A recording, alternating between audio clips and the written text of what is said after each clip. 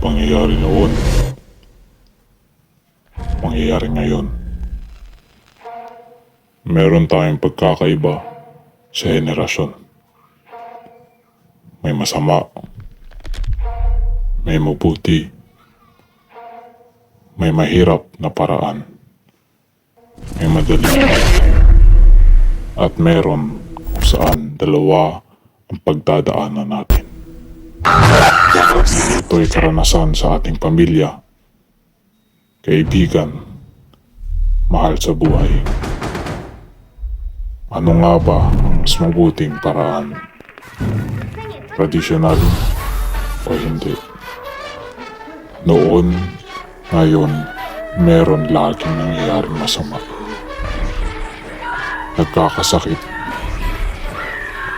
nasusumpa, sinusundan, minumulto.